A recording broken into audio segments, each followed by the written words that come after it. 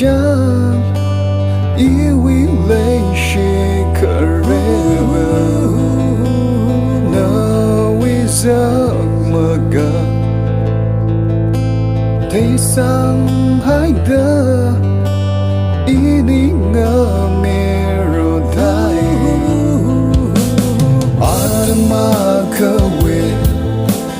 ngờ số nào ta đến Sampang shit ngai na li Adama kawe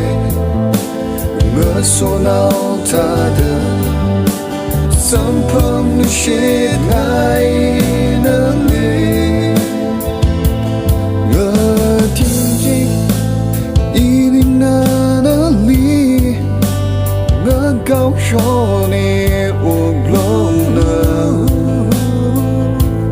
Gatada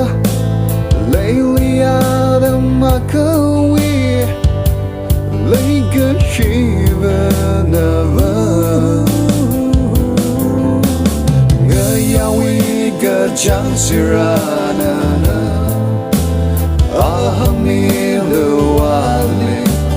Yersu iring padale Ngayawi gajang sirana Ahami lewale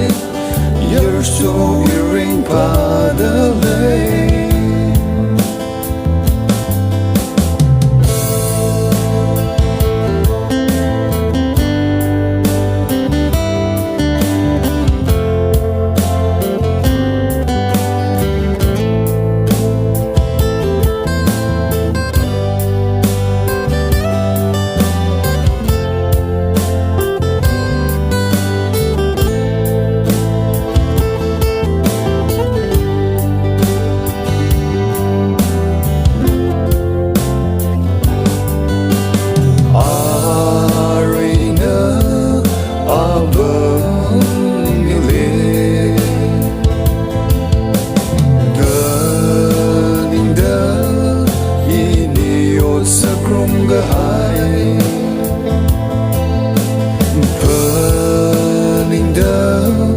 Mơ và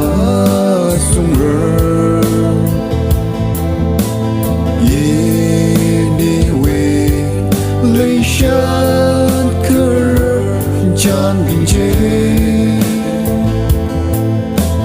Đờ mang lên Phani mơ mơ lại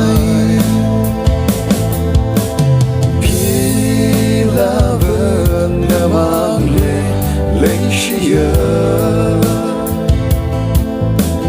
mơ nơ rim ngờ hàn mi lý lưu Akashima nơ cơ mù nơ Leishi đơ hàn mi lưu